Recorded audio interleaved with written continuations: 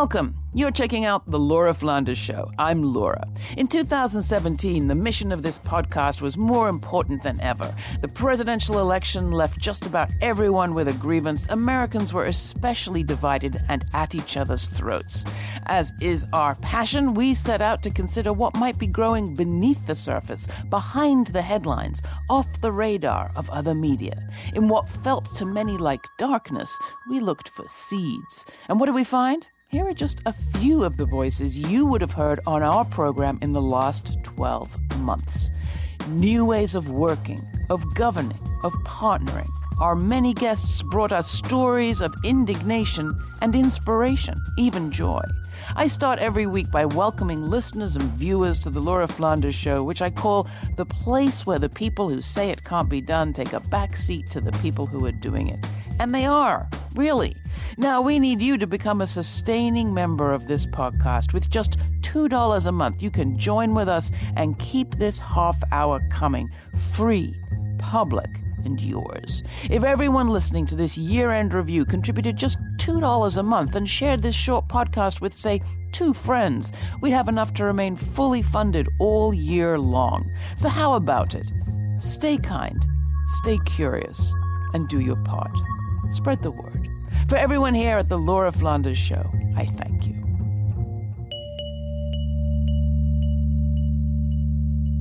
We're in a time in which the system isn't working for most people. They know it. They just don't know where exactly to go with their understanding. And that means capitalism has failed to generate the support among the mass of people without which its future is very much in doubt. We know that if we close the wage gap between people who are white and people who are of color, the GDP would be $2.1 trillion higher. When you are kept impoverished, that itself is an act against democracy.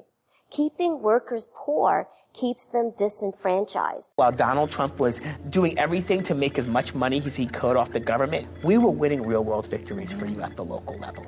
And that is the type of conversation that moves us beyond rhetoric with people. We know that the ways in which right-wing and really Democrat Party policies also play out is not in favor of small businesses, that they're giving massive tax breaks and subsidies to multinational corporations that are pushing the race to the bottom of economy that hurts small businesses. An economic angle on life is just one part of the whole.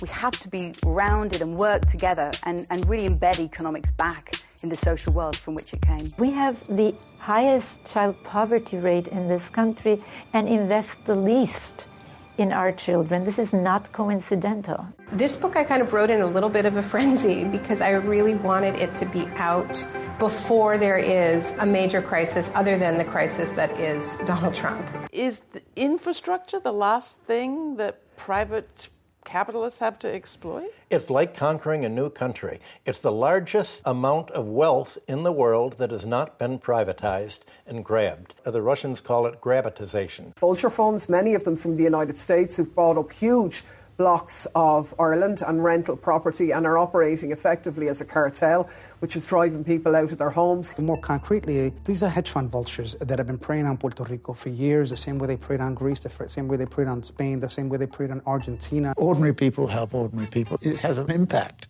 on people's sense of responsibility for other people, and I think that's a really very important attribute of human populations, but unfortunately lacking in the very rich and ultra-rich. Crisis has generated opportunities for us not only to look back and immediately focus on why we are where we are, but really to imagine a different kind of future. And in the Catalan vote, it's not only about we want independence, we don't want independence. It's mainly about we want to vote. We don't perceive refugees or migrants as passive recipients of aid. They are active agents of social change. Once ICE starts responding to abusive employers who are retaliating against workers for exercising their basic rights, or for expressing their political beliefs, or for addressing conditions that are frankly subhuman, they have become an agent of abusive employers. No government at the moment at the federal level recognizes our trans identity. There is a rhetoric, which is the part I love the most about New Sanctuary Coalition, that we don't adhere to, of the good immigrant and the bad immigrant. Our solidarity is not just about our shared struggle, it's also about our shared joy and our shared visions and aspirations for each other as human beings in the world. It also gets to, are you a productive member of society? Absolutely. Who's defining productive? Absolutely. And then it quantifies our bodies to what we can produce rather than in who we are. We've seen major pro-choice organizations rebrand themselves, reproductive justice organizations. We've seen hundreds of women of color organizations come about. Because at the end of the day, in order for us to actually be successful in the resistance, we have got to be open to folks who have different levels of experience with this kind of repression. I'm learning to be more patient. There's a really big difference between the folks who attend the Trump rallies, wear the red hats, that get into fights with protesters, from people who are actually searching for some type of real economic solution. It's a bleak proposition a little bit to go out and face off with your own government, with nothing but your hands and a sign. And we wanted to show where people were getting this courage from. Black Lives Matter is non-party political. We don't side with the right or the left because we're actually trying to find those alternative spaces. What we had before integration was a lot better than what we have now. You could say we were more like a cooperative kind of community where nobody went without. To the browning of America, to the changing of status quo, to the loss of, quote, white power. In fact, demographers tell us that in 20 years, there will actually be no racial ethnic majority in this country. Hurt people, and this is a time where we really need healed people to heal people. And creativity does that. Solutions does that. There is something about the spirit of creative people and peace and love, meant not ironically, that can make a difference. On the other hand, narcissism of small difference, this idea that your particular way of fixing the world is better than anyone else's, is a deadly sabotage. Especially now that we have the internet and social media, the storytelling can happen on so much more of an individual and dispersed level that we needn't really rely on the media or official channels. The Allied Media Conference is a nexus of that kind of sharing for us.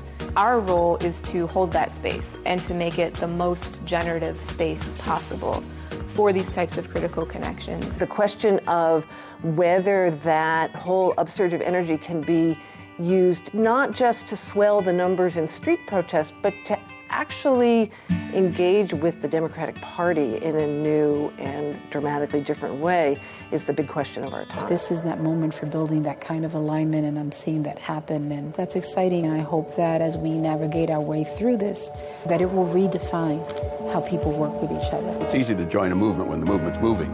It's very hard to do it at the early stages when you're developing the preconditions of the movement, and I think that's where we are. I think it's a very, very important period of history.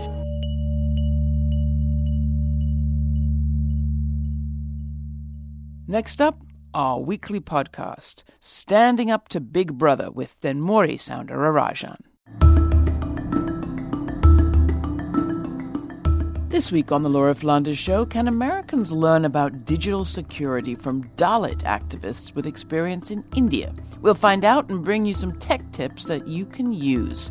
This interview originally aired earlier this year, since which we've released a series of instructional videos that enable you to secure your digital world. Or at least do your best. It's all coming up right here on the Laura Flanders Show, the place where the people who say it can't be done take a back seat to the people who are doing it. Welcome.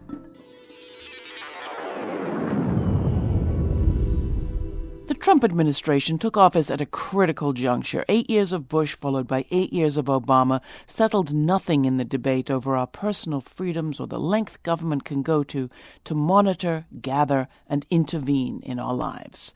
Those years set up an enormous surveillance state, the FBI, the National Security Administration, the CIA.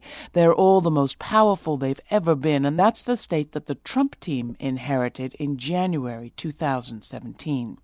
It's a team that had next to no experience in government, but lots of experience in on- and offline bullying. The combination had lots of people worried. Already there was a rush to sign up for email encryption services and a spike in downloads for encrypted messaging tools. Activists, journalists, and ordinary Americans were asking themselves, what can we do? On the Laura Flanders Show, we talk a lot on this program about the need to communicate more, not less, and with people we don't know, to talk with open hearts and gather information from unfamiliar places. So how is one to do that in an era of surveillance and state control? What happens to storytelling in a time of mass communications fears? Those were some of the questions I asked our guest, a transmedia storyteller, technologist, and journalist who believes that story is the most important unit of social change. Her work has been recognized by the Producers Guild of America Diversity Program, the Museum of Contemporary Art, the MIT Center for New Media Studies, and many more. Denmori Soundararajan is Executive Director of Equality Labs and one of the first Dalit women online. After the attacks on the U.S. of 9/11, she founded the first Women of Color Media and Tech Lab, she says. I welcomed Denmori to the program in January 2017. Denmori, welcome to the program. Welcome back, I should say. Thank you for having me, You know, Laura. your face may look familiar because people who watch this program regularly will have seen you not so long ago on a panel about violence against women. What brings you, an activist against violence against Dalit women especially, into this place, a conversation about surveillance and state control? Well, I think that it's actually a very, unfortunately, natural progression. Whenever you see state control and state violence, you see that the mechanisms of control translate to many different kinds of platforms. So the bullying that we see on the streets translates to bullying online. The surveillance and stalking that we see in the streets translates to surveillance and stalking online. And frankly, I think, you know, when you work on an issue where you're calling out one of the biggest black human rights actors in the world, the Indian government, you are going to be surveilled by the Indian government. And, you know, I think that you can't talk about the power of what it is to speak out without understanding some of the consequences given mass surveillance in our societies today. Now, you've already touched on it. You work internationally. Absolutely. For our audience here, talk about what you see coming down the pike in this moment. Well, I think what's interesting is that when we talk about surveillance and being a U.S.-based organizer, we are now living in one of the largest surveilled times of our lives. And I think, you know, there's been a creep around the loss of our right to privacy that, you know, initially the conversation most people had was, well, I have nothing to hide. That's right. I have nothing to hide. So if this helps people get, quote unquote, terrorists, then, you know, let me give a little bit of my privacy in order to be a little bit more free, not realizing this is a devil's bargain, you know. And, you know, and unfortunately, as you mentioned in your intro, the CIA, the NSA, and our local police departments are coordinating surveillance in a way that they've never done before and are tracking us in a way that's unprecedented. And what do we know about the Trump team's approach to all of this? Well, of course, you know, we're in this process right now of waiting to see how the cabinet fills out. But we know just even from his initial announcement, like he has Giuliani as a director of cybersecurity. Rudy Giuliani, former mayor of New York. Yes, and I think in that capacity really was responsible for some of the most regressive surveillance policies piloted in New York that became adopted by many cities across the country. Under him, he put William Bratton, the head of the NYPD, he put into policies that led to stop and frisk, you know, which we know has led to the decline of relationships between people of color and police institutions. But also he did something very interesting right before 9/11. He created something called the Demographic Unit, which later became the Zone Assessment Unit, which basically surveilled every single mosque in a 100-mile radius of New York City. And that included sending people to be surveillance operators within mosques, and they surveilled communications as well as the actual geographic locations of community centers, community businesses, and even people's homes. This is the Laura Flanders Show. I'm Laura. My guest, Denmori Soundararajan, is Executive Director of Equality Labs, a South Asian American human rights startup working at the intersection of story, art, and security. Since this show aired earlier this year, Rudolph Giuliani did not become Director of Cybersecurity, but rather an informal advisor to President Donald Trump. More to come.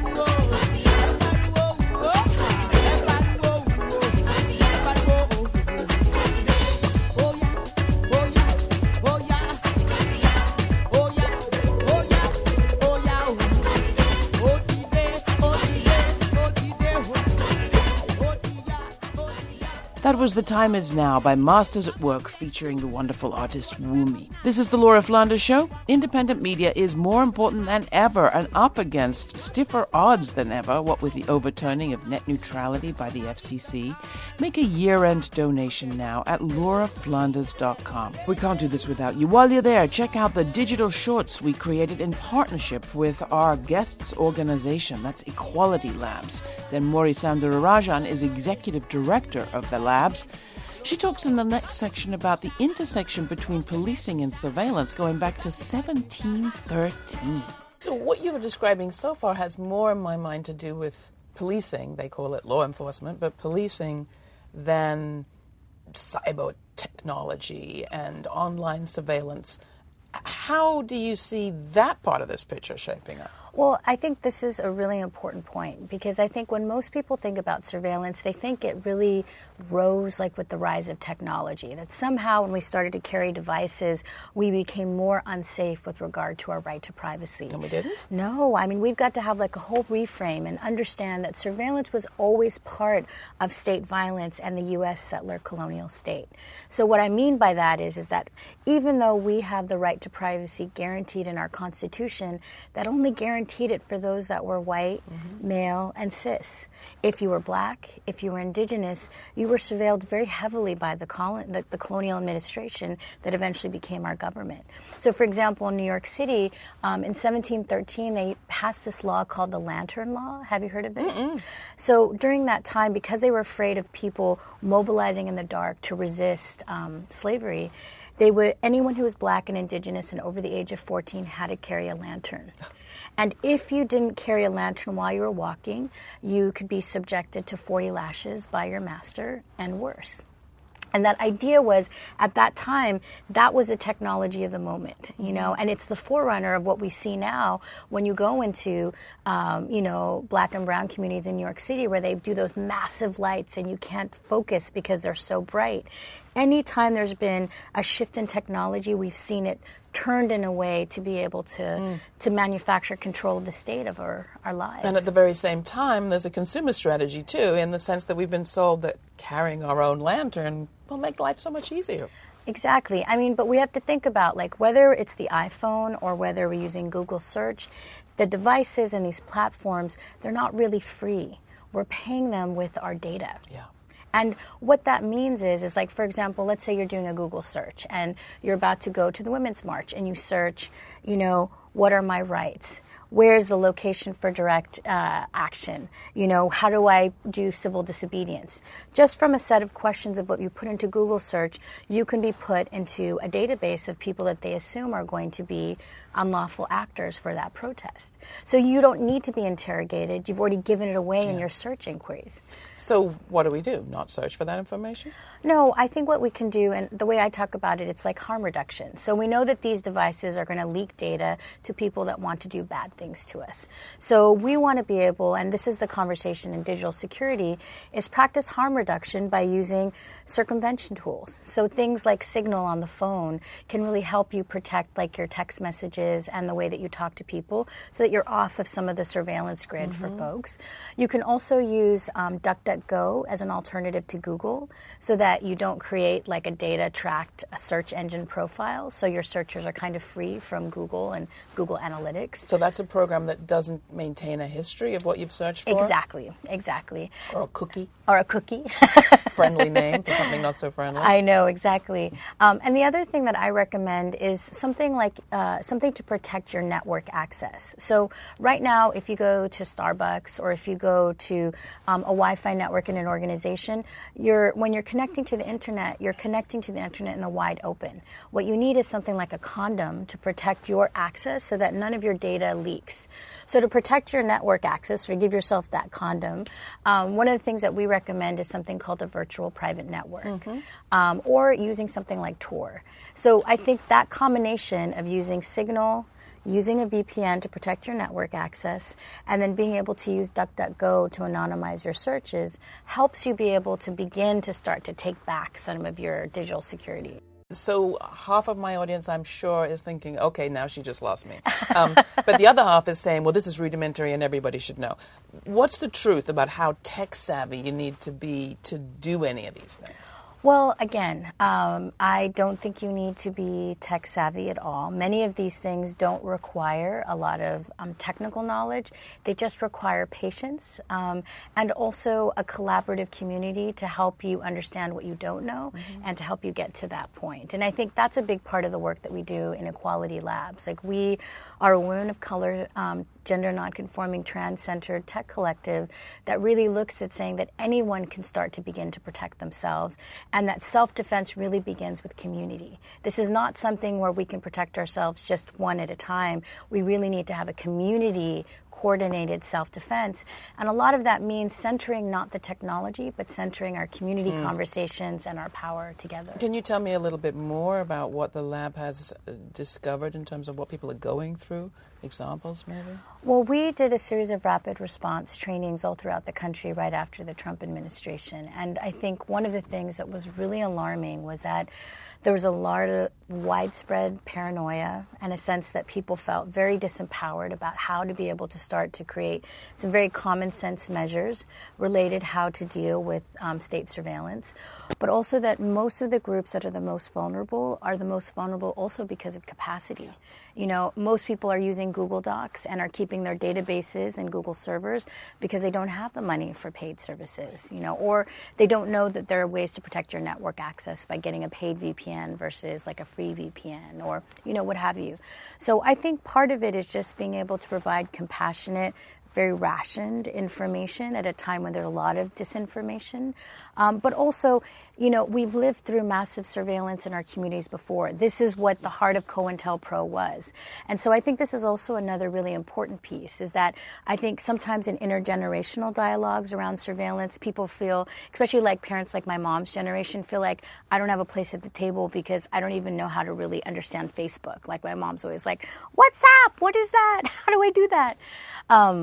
But I actually think that elders offer really critical understanding of how to understand how to move around a violent state apparatus, because they lived through the attacks on COINTELPRO. Exactly. And strategies people used, like, you know, whether it was like flags on buildings, code words, phone trees, all of that knowledge we need to bring back into our movements, and we need to bring them back now. The Equality Lab has done us all the favor of coming up with a curriculum to help us make sense of some of this.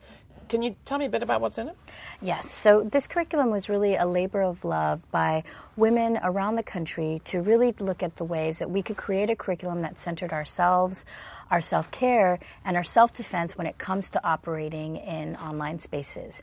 And it looks very specifically at how you can secure your devices, secure your communications, secure your network access, as well as secure your social networking. So I think that most people, when they start to get into digital security, it starts to feel really overwhelming and you don't know which conduit to go in. So we worked with a graphic artist to really be able to center ourselves within it. So you see a lot of illustrations of women using technology, but also to really provide easy inroads to each of those different areas so that people, when they walk away, feel really empowered and they start to be able to use the curriculum to have these conversations in their community organizing networks and in their communities that they're from. The curriculum is available online on our website at equalitylabs.org, and we'll also give you guys a downloadable copy through this segment so people can download that as well as quick tip sheets that they can share within their groups. That's fantastic. That's then Rory Soundarajan, Executive Director of Equality Labs. I'm Laura, and this is the Laura Flanders Show. This program originally aired earlier this year, since which we teamed up with Equality Labs to create a series of instructional short videos to help regular people figure out how to protect your digital world. Take a listen to a sample of our how-to on securing your iPhone. We'll be right back. Equality Labs and the Laura Flanders Show are excited to help you secure your iPhone. Phones are our frenemies when it comes to digital security. From communications to banking, they are the center of our digital lives, which make them a crucial point of vulnerability. From phone seizures to security breaches to intrusive government surveillance, the best defense is a collective one where we are all more literate in how we can secure our phones. Putting a PIN code on your iPhone ensures you have one layer of protection if anyone ever gets a hold of your physical phone. We recommend a PIN code over a fingerprint and even a swipe because there are more legal protections for the PIN code. All iPhones come encryption enabled right out of the box, but it's only activated if you have your PIN set up. So do not hesitate to set up your PIN today. For additional security, add an app lock software to protect other apps you'd like to secure. Some apps like Signal have their own app lock, so check it and secure up. Make sure you turn off location services. Much of the location data collected on our phone is unnecessary, and many corporations use, sell, and swap this data without our consent. So scroll through the applications in your location services and choose which apps you want to track data and which you don't. This returns consent back to you in terms of corporate location tracking. Keep in mind, though, it does not prevent the government from tracking you through your phone. That's just a sample of our How to Secure Your Digital World series. That one, the tutorial on your iPhone. We have the whole series of instructional videos at our website. That's lauraflanders.com. They were produced in collaboration with Equality Labs, the organization headed up by my guest today, Rory Soundarajan. You can go to our website and watch the tutorials at lauraflanders.com and learn how to secure your iPhone, your Android, or your digital network. While you're there, make a year-end donation and support all that we do. Help us meet our goal of $10,000 for another great year of programming in 2018. Any amount makes a big difference. We can't do the show without you. Thanks to all who have donated already. Happy holidays to everyone. That's at lauraflanders.com. In this digital age, surveillance needs recontextualizing, says my guest, not as an issue of technology, but one of control. Let's talk to the other side of this for a minute. People have real fears about subversive activity and terror attacks. And Donald Trump has proven himself very good at plugging into those, whether it was the San Bernardino attack or the shooting in Orlando. He's talked about how our constraints on the FBI and how our corporate resistance to collaborating with government, he went off to Apple, have led to people dying, have led to attacks like this. How do you intervene in that discourse, which, you know, it's a big mix of people who have those fears? Well, first of all, I think that's hyperbole. I absolutely disagree that the response to terrorism is greater surveillance. But also, I think what's at stake is really who do we want to be as a country moving forward? And my sense is that when you jeopardize the right to privacy, you jeopardize the right to assembly, and you jeopardize the right to free speech.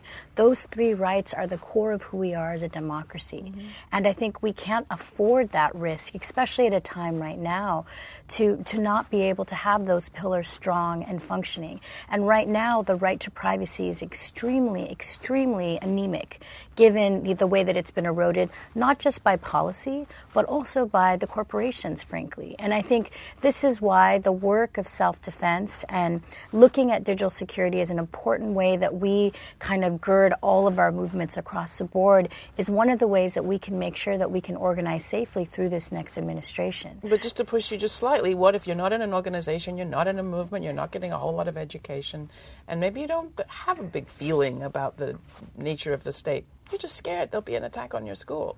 And you're thinking, let the FBI do what they want. I think that it's a very short-sighted position to have because you don't know what's going to be used against you, when and where and why. So let's say that you're a mother in Kansas who feels that position, but you have a child that is... I know people in Brooklyn who feel that way. Yeah, okay, let's say you're someone who is a mother in Brooklyn who feels that way. You don't know what are the layers of connection you might have to someone that might be vulnerable through a sting like this. But also, when they have that data, they don't just have that data for that moment. They have that data for an entirety of your life. And you don't know when it might be used against you, when it might be used against your child, when it might be used against someone that you know. There is no parameters about how this data can be used against you whenever. So it's not something that's theoretical that we have to look at. It is actually something that's functional right now. Now, as you said at the beginning, and I'd love us to end there, these are not brand new times, although we may have brand new tools and technology that we're dealing with. Talk a little bit about how you navigate all of this. You travel across borders, you work with a variety of people, you're trying to build broader, not narrower movements, and you know this information about the tech tools that exist for state control. How do you operate? What's your strategy in this time? For me, I think that, the core of my strategy starts with self-care and compassion because, like I said, meeting so many people, there is this clear sense of grief and this clear sense of anxiety when dealing with the threats that come out of mass surveillance and, and state violence that's connected to that. So I try to just ground myself one day at a time and then have compassion for the fact that we're actually very rational to have this sense of anxiety. We're very rational to have this deep fear because it is frightening. We've seen people's lives utterly destroyed and taken away when these tools are implemented against people. So in knowing that, I think that our best defense is actually each other. Our best defense is caring for each other. Our best defense is knowing that we're going to fight, but fight with joy. And the sense that we are on the right side and that we will win is there, but we just have to be able to tap into the joy that will allow us to pass through this very dark period. Is there one story or one person's experience that focused you to focus on this issue, to concentrate on this issue of surveillance and that aspect of state control? Well, for me, the reason why I entered surveillance and the digital privacy issue so strongly was actually myself and my team were hacked. We were just about to do a massive tour of Dalit women who were talking about sexual violence, and an hour before our guests were to arrive, we were attacked by Hindu fundamentalists. They attacked our phones, they attacked our computers, and one of my staff members was directly targeted because she was an immigrant, and they masqueraded as an immigration officer, and they told her she was in violation of her visa and she was going to be picked up right away. And they were pushing her because they wanted personal details as to where she was because she was going to be deported immediately. And I will never forget the tone of her voice. I will never forget the fear in our organization. And, eventually we worked with a security consultant who helped us kind of rectify our comms and identify the actor, which was a soft actor of the Indian state, and they were Hindu fundamentalists. But knowing the vulnerability, knowing that they went after us because we were women, knowing that they went after someone who was immigrant and was scared within our team, I was just so mad. And then I also was very clear that I couldn't just think of a solution that would only help us and only help me. If we were targeted in this way, how many other canaries in the coal mine were also going to be equally vulnerable? And with that was really the impetus for Equality Labs, like large-scale digital security initiatives saying, no, as women of color, gender nonconforming trans people, we are not going to go back in the shadows. We are going to fight. but we're going to fight strategically, and we're going to bring all of our people safely on the other side. And that, to me, is really how we carry each other's water. Just because we're vulnerable doesn't mean that our vulnerability is unique to us. The state will find all communities that it wants to destroy in the way of its extractive, violent policies that it wants to push forth. But the message that we have to the predator-in-chief is, look, we are not going anywhere. We are staying here, and we're going to organize safely as we resist. Maury, thank you so much for being with us. Always great to talk with you. Yes, thank you. That was Maury Soundararajan, Executive Director of Equality Labs. They were our partners in a new series of instructional videos, Digital Security 101, we call it. They make it easier to navigate cybersecurity in a way that the average person can understand. You can find it all at our website. That's lauraflanders.com. As 2017 comes to a close, please make that year-end donation. We're trying to hit a goal of $10,000 to kick our 2018 season off well. Thanks to all who have donated already. We couldn't have had such a stellar year without you. Go to lauraflanders.com to do your part. And happy holidays from me and the whole Laura Flanders Show team. Thanks. This show is produced by yours truly, with Monica Mohapatra, Natasha Elena Ullman, Jeannie Hopper, Danica D'Souza, Emily Allen, Charlotte Prager, and Diego Romero Montiel. I'd like to hear what you think, so write to me. That's Laura, L-A-U-R-A, at lauraflanders.com. I do my best to get back to you as soon as I can. The program's made possible by the Novo Foundation and listeners like you. Become a member today. Thanks for your ongoing support. We couldn't do it without you. Stay kind, stay curious. Till the next time, I'm Laura Flanders.